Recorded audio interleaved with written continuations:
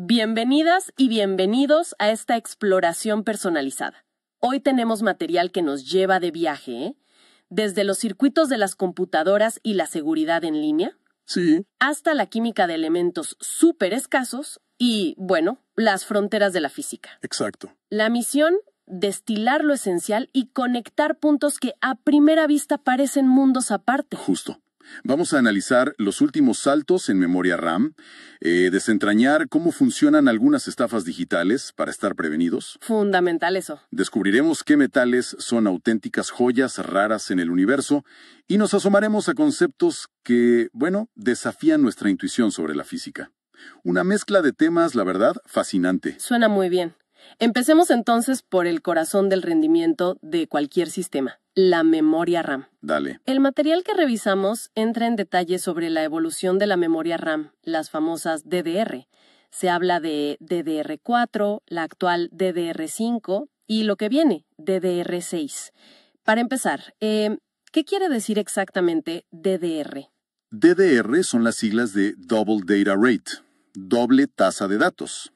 Es una tecnología que, básicamente, permite transferir información 2 veces por cada ciclo de reloj del sistema. Ah, o sea, más rápido. Imagina como una puerta que se abre y cierra. Bueno, DDR es como si dejara pasar gente tanto al abrirse como al cerrarse. Duplica el flujo, digamos. Entiendo. Y claro, cada generación, DDR4, DDR5, DDR6, mejora la velocidad, reduce el voltaje necesario. Por ejemplo, DDR5 funciona a 1.1 volt, DDR4 a 1.2 volt.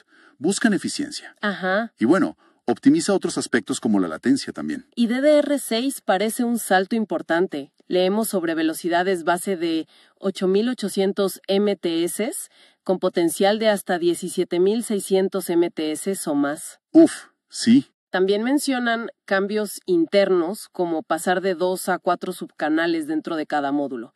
¿Eso qué significa? Correcto. Más subcanales. Se habla de 4 de 24 bits en DDR6, comparado con los 2 de 32 bits en DDR5. Y más bancos de memoria. Hasta 64 mencionan las fuentes. Todo eso busca aumentar el paralelismo. Es como tener más carriles en una autopista. Ah, claro, para que los datos fluyan sin atascos. Justo eso, para evitar cuellos de botella. Ahora, un punto clave que extraemos del material. Aunque DDR6 promete mucho, en la fecha de las fuentes, que era octubre de 2025, Sí. todavía está en desarrollo. DDR5 es el estándar actual y bueno, lo seguirá siendo un tiempo. O sea, no es para salir corriendo a comprarla mañana. Para nada. La adopción masiva de DDR6 probablemente no la veamos hasta 2027 o quizás después. Algo que siempre genera confusión es MTS versus MGZ. Mencionaste MTS para la velocidad. ¿Podrías aclarar la diferencia? Sí, es una distinción fundamental, la verdad. MHZ, los megahercios, miden la frecuencia del reloj, o sea, cuántos ciclos por segundo hace la memoria. Ajá. Pero MTS, megatransfers por segundo, mide cuántas transferencias de datos efectivas ocurren cada segundo. Ah, ok. Y como DDR hace 2 transferencias por ciclo, una memoria de, por ejemplo, 3200 MHz en realidad opera a 6400 MTS. Entendido. O sea que fijarse en los MTS es crucial para entender el rendimiento real, más allá del número de megahertz que a veces se usa más en marketing, ¿no? Exactamente, tal cual. MTS te dice cuántos datos se mueven realmente por segundo. Eso es lo que importa para el rendimiento al final del día. Y para aprovechar estas memorias tan rápidas, claro, hacen falta placas madre que estén a la altura. Las fuentes destacan algunas candidatas potentes para 2025, como la Asus ROG Maximus Z89 Hero para procesadores Intel. Sí, esa es una placa de gama alta, muy popular entre los entusiastas, sí. También se menciona la Gigabyte Z7090 Aorus Master. Otra opción muy robusta que, según leemos, soporta módulos DDR5 de hasta 8000 MTS. ¡Wow! Mediante overclocking, claro. Claro. Estas placas no solo aguantan altas frecuencias, sino que tienen sistemas de alimentación muy sólidos, los VRM que llaman, y otras funciones avanzadas. Ajá. Es difícil decir que una sea la más rápida del mundo, porque, bueno, depende mucho del resto del sistema, del uso que le des. Claro, del conjunto. Pero sí, representan lo mejor disponible en ese momento, digamos. Una duda que surge del material. ¿Es habitual que las placas madre de escritorio vengan con la RAM soldada directamente? ¿Eso que llaman onboard? En computadoras de escritorio estándar es muy raro. La industria prefiere la flexibilidad de los módulos DIMM, ¿viste? Los que podemos cambiar o ampliar nosotros mismos. Sí, claro. La memoria soldada es más común cuando el espacio es un lujo, en mini PCs, sistemas industriales o portátiles muy delgados. Ah, en las laptops sí se ve más. Exacto. Ahí se usan otros tipos como LPDDR, que es Low Power DDR, de bajo consumo, o el formato nuevo CAM2. CAM2. Sí, es un módulo plano, más moderno, diseñado para reemplazar los SODDM de las laptops y permitir memorias más veloces en espacios chiquitos. Mira vos. Bueno, hablando de tecnología que nos afectan muy directamente, pasemos de la velocidad del hardware a la seguridad de nuestros datos. Un tema complicado. Sí, las fuentes también tratan este tema crucial, mencionando estafas específicas en plataformas como Mercado Libre en Uruguay y, tácticas generales de robo de identidad. Sí, es un campo donde lamentablemente la creatividad de los estafadores no descansa, ¿eh? Los métodos son súper variados. Me imagino. Tenemos el phishing de toda la vida, correos SMS, páginas web falsas que imitan servicios conocidos. El clásico. Para robarnos contraseñas o datos bancarios. Una versión más peligrosa es el spear phishing, que es personalizado. Usan información que ya tienen sobre la víctima para que el engaño sea más creíble. Uf, eso suena peor. Y en plataformas de compraventa, como mencionaban para Mercado Libre, vemos trucos como enviar comprobantes de pago falsos para que el vendedor envíe el producto. A la típica estafa. O presionar para hacer la transacción fuera de la plataforma segura, y ahí perdiste toda protección. Incluso pueden falsificar el número desde el que llaman, el Caller ID spoofing, para hacerse pasar por el soporte técnico. Madre mía. Uno de los métodos que más preocupa según leemos es el SIM swapping, el intercambio de SIM. Suena aterrador. ¿Cómo es que pueden engañar a la compañía telefónica tan fácilmente? Generalmente lo logran con ingeniería social. Es increíble, pero pasa. El atacante llama a la operadora haciéndose pasar por la víctima. ¿Y cómo? Usa datos personales que pudo haber obtenido de filtraciones anteriores, o incluso de redes sociales, ¿viste? Lo que publicamos. Claro. Convence a la gente para que active una nueva tarjeta SIM que él tiene con el número de la víctima. No puedo creerlo. Y una vez que lo consigue, empieza a recibir todas las llamadas y SMS dirigidos a ese número. Y lo más crítico, recibe los códigos de verificación de 2 factores, el 2FA. Los códigos de seguridad. Exacto. Los que muchos servicios envían por SMS para confirmar operaciones o recuperar cuentas. Claro, eso les da la llave para entrar a cuentas bancarias, correos, redes sociales. Todo. Exactamente. Es gravísimo. Aparte del phishing y el SIM swapping, ¿qué otras tácticas comunes mencionan las fuentes? ¿Se habla de varios tipos de malware y ataques? Sí, la lista es larga, lamentablemente. Mencionan el malware que roba información directamente del dispositivo, como los keyloggers, que graban todo lo que tecleamos. ¿Contraseñas incluidas? Todo. O los infostealers, que buscan activamente credenciales guardadas en el navegador o en archivos. También está el credential stuffing. ¿Eso qué es? Es básicamente probar contraseñas que se filtraron en hackeros masivos anteriores, esperando que la gente, reutilice la misma contraseña en varios sitios. ¿Qué es un error común? Muy común. Otros riesgos incluyen el form jacking, donde inyectan código malo en formularios de pago online para copiar los datos de la tarjeta justo cuando los metemos. En el momento. ¡Qué terrible! Y los ataques de intermediario, man in the middle, que son un peligro sobre todo en redes Wi-Fi públicas no seguras. Ahí alguien podría interceptar nuestra conexión. Es abrumador pensar en tantas amenazas, la verdad. ¿Qué medidas clave de prevención resaltan las fuentes, para no volvernos locos? Bueno, la prevención es la mejor defensa, sin duda. Las fuentes insisten en varios puntos clave. Primero, usar contraseñas únicas y fuertes para cada servicio importante. ¿Y cómo recordarlas todas? Apoyarse en un gestor de contraseñas es fundamental hoy en día. Segundo, activar siempre la autenticación de 2 factores, el 2FA. Ajá. Pero dando preferencia a métodos más seguros que el SMS. Las apps de autenticación como Google Authenticator o Microsoft Authenticator, que generan códigos temporales, son mejores.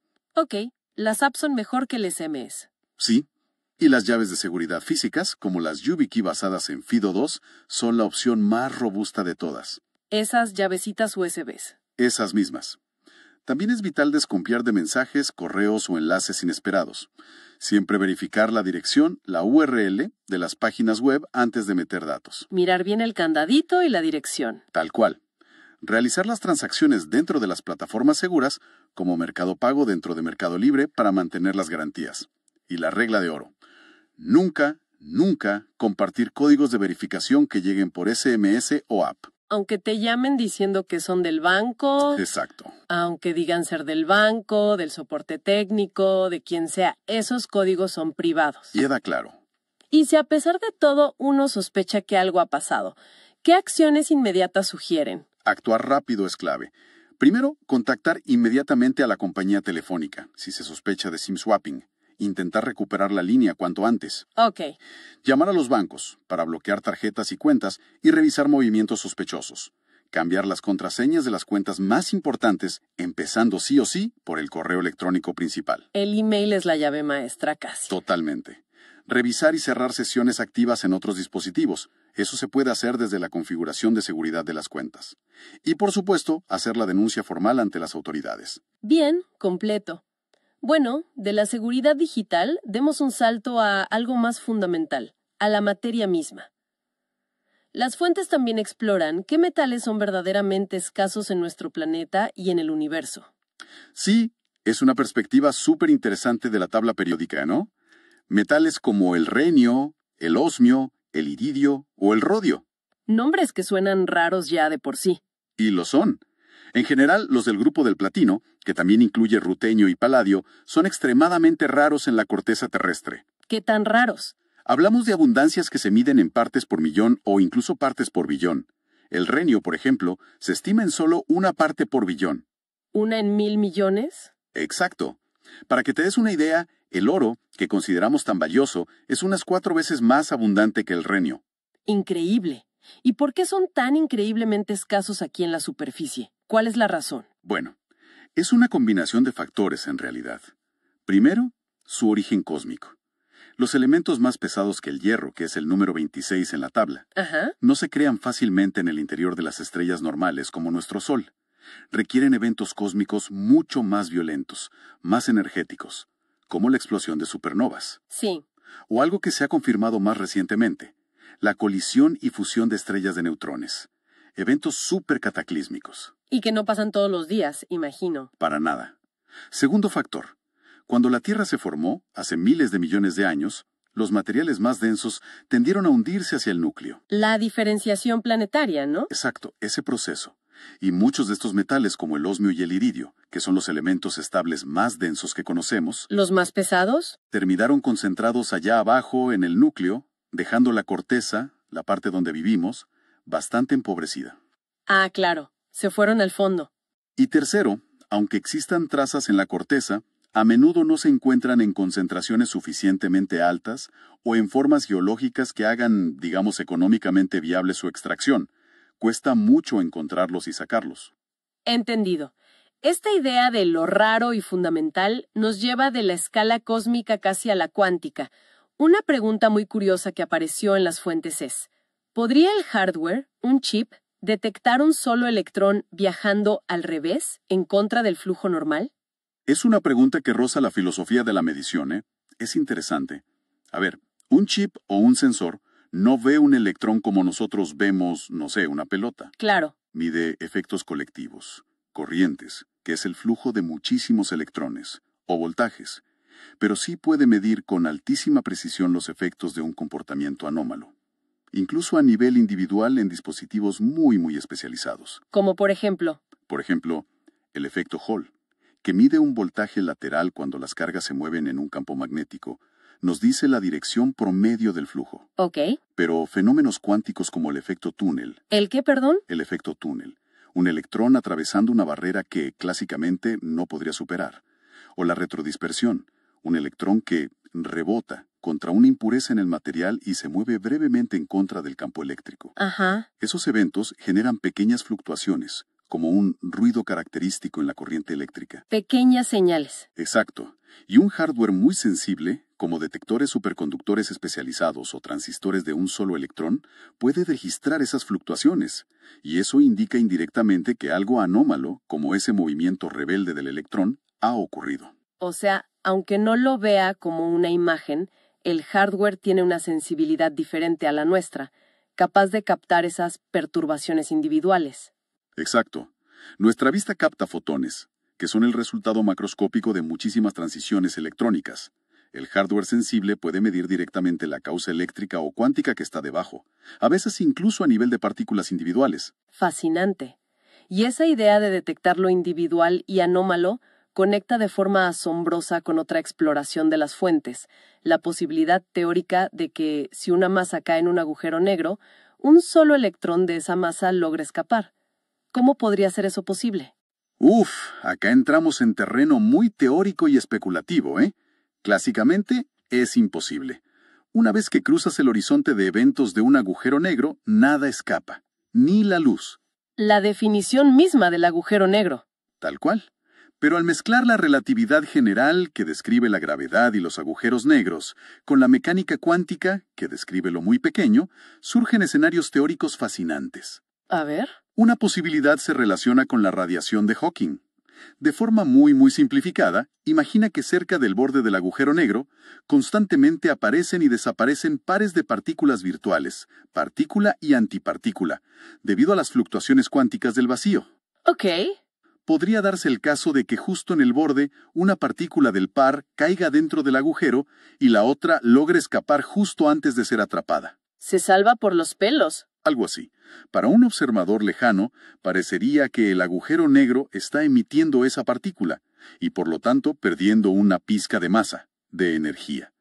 Nuestro electrón fugitivo podría ser una de esas partículas afortunadas. Interesante. ¿Alguna otra idea? Otra idea, aún más exótica, es el túnel cuántico que mencionamos antes. La posibilidad de que una partícula atraviese una barrera energética, como podría ser el horizonte de eventos. Para un objeto grande es impensable, pero para una partícula fundamental como un electrón, ¿Quizás? aunque la probabilidad sería increíblemente baja, ridículamente baja, teóricamente no está descartada por completo. Además, esto toca la famosa paradoja de la información. ¿Qué pasa con la información de lo que cae? Sigo alguna pista codificada de lo que cayó. Pero bueno, esto ya es física muy de frontera. Es una ilustración perfecta de esa tensión entre la física que describe nuestro mundo cotidiano, el mundo grande, y las reglas extrañas que gobiernan lo más pequeño, lo cuántico. Totalmente. Y de lo teórico, volvamos a una necesidad muy práctica que también se abordó en el material: acceso a información crucial. Se menciona un interés específico en descargar el contenido del sitio vademecum.es para consultarlo sin conexión. Ajá. La motivación parece ser la necesidad de tener acceso rápido a alertas o datos de medicamentos que quizás no estén actualizados o fácilmente disponibles localmente. Se citaba el caso de Uruguay, por ejemplo. Es una necesidad muy real, sobre todo para profesionales de la salud en lugares donde la conectividad a Internet puede ser limitada o inestable. O cara. O cara, exacto. O donde la información farmacológica local puede no estar tan completa o tan actualizada como bases de datos internacionales, como vademecum.es, que es una referencia importante en español. Y es un sitio enorme, ¿no? Enorme. Las fuentes estiman que podría contener información de más de 18,000 medicamentos solo en España. Si sumas principios activos, clasificaciones, alertas sanitarias, interacciones, podrías estar hablando de unas 50,000 a 100,000 páginas web. ¡Wow! ¿Y cuánto ocuparía eso descargado? Calculan que descargar todo eso para uso offline podría ocupar entre 20 y 60 gigas. Depende mucho de cuánto contenido multimedia, como imágenes o PDFs, se incluya en la descarga. Un punto importante que traerán las fuentes es el del uso. Aunque el contenido tiene derechos de autor y, claro, está pensado para profesionales que sepan interpretarlo. Fundamental eso, no es para automedicarse. Exacto. Pero parece que Vademecum permite el uso offline personal siempre que no se redistribuya la copia. Mencionan herramientas como Internet Download Manager, IDM, Sí, es un gestor de descargas conocido, que ayudan a bajar el sitio completo, manteniendo la estructura de carpetas. lo cual es vital para poder navegarlo después sin conexión, ¿no? Correcto. Mantener esa estructura es clave para que sea útil, si no sería un caos de archivos. Y la organización de la descarga es fundamental para manejar esa cantidad de información en un disco. Mencionaban uno de 160 gigas, que sería suficiente. ¿Y cómo organizarlo? Bueno, la estrategia sería descargar por secciones principales. Medicamentos por un lado, principios activos por otro, las alertas sanitarias. Configurar la herramienta, el IDM o la que sea, para evitar duplicados. Quizás excluir archivos multimedia muy pesados si no son esenciales para ahorrar espacio. Ajá. Y lo más importante, establecer una rutina para actualizar periódicamente las partes críticas, sobre todo las alertas sanitarias, que cambian constantemente. Claro, tener la info actualizada es vital. Y usar además un buscador de escritorio, un software que indexe el contenido local, facilitaría mucho encontrar información específica rápidamente dentro de todo ese material descargado. Entonces, ¿esta necesidad de descarga offline no es solo una cuestión de comodidad? Puede ser vital donde el acceso online fiable a información médica actualizada es un problema. Resalta quizás brechas de infraestructura o de disponibilidad de información regional. Exactamente. Puede ser una herramienta de trabajo fundamental para garantizar el acceso a información relevante para la práctica clínica en ciertas circunstancias. No reemplaza el juicio clínico, por supuesto, pero ayuda. Entendido. Bueno, para ir cerrando, volvamos a esas ideas más abstractas, más conceptuales que surgieron hacia el final del material. Dale. Esos códigos verdes parpadeantes de Matrix como una supuesta puerta a algo oculto, o ese electrón solitario que va contra la corriente. ¿Qué podemos destilar de estas imágenes? ¿Qué nos dicen? Son metáforas muy potentes, ¿no? Sobre la percepción y sobre la información que no está a simple vista. ¿Sí? Tanto los símbolos crípticos en una pantalla que solo unos pocos entienden, como la detección de un evento cuántico anómalo, como ese electrón moviéndose al revés, pueden verse como señales. ¿Señales de qué? Señales que apuntan a capas de realidad, o a sistemas subyacentes, o a información oculta que requiere, una sensibilidad especial, o una herramienta adecuada, o una clave para ser interpretada. ¿Como que indican que hay algo más allá de nuestra interfaz habitual con el mundo? ¿O con el sistema que estamos observando? Justo eso. Es como si la realidad, o los sistemas complejos que estudiamos, tuvieran sus propios registros internos, sus logs, como decías antes de la seguridad. Ajá. Que no siempre son evidentes en la superficie. El hardware avanzado detecta el electrón anómalo. La mente entrenada o atenta interpreta el símbolo parpadeante. Ambos captan una desviación de la norma, una anomalía. Y esa anomalía puede ser la clave. Precisamente. Ambos registran una señal que potencialmente podría abrir una puerta a un entendimiento diferente, a ese sitio invisible o a esa capa más profunda que se mencionaba en el material. A menudo son las excepciones, las anomalías, las que nos enseñan más sobre la regla general y sobre lo que hay detrás. ¡Qué interesante! Ha sido un recorrido realmente variado hoy, ¿eh? Desde los detalles técnicos de la memoria DDR6 hasta la física especulativa de los agujeros negros. Pasando por la ciberseguridad que nos afecta a todos. Importantísimo. Y la rareza de ciertos elementos químicos. Una exploración profunda y a medida, basada en el material compartido. Sí, la verdad que sí. Y nos deja con una reflexión final interesante que creo que conecta varios de estos hilos. A ver. En esta era de información abrumadora, de tanto ruido digital y social, ¿cómo cultivamos la capacidad, sea tecnológica, con mejores sensores, mejores algoritmos, o sea mental, con atención, con pensamiento crítico, para detectar esas señales únicas, esos electrones rebeldes, o esos códigos ocultos? Las señales que realmente importan. Exacto. Las que realmente importan y nos revelan algo más profundo sobre el mundo o incluso sobre nosotros mismos. Una excelente pregunta para seguir reflexionando, sin duda. Muchísimas gracias por acompañarnos en este análisis detallado. Un placer como siempre. Hasta la próxima.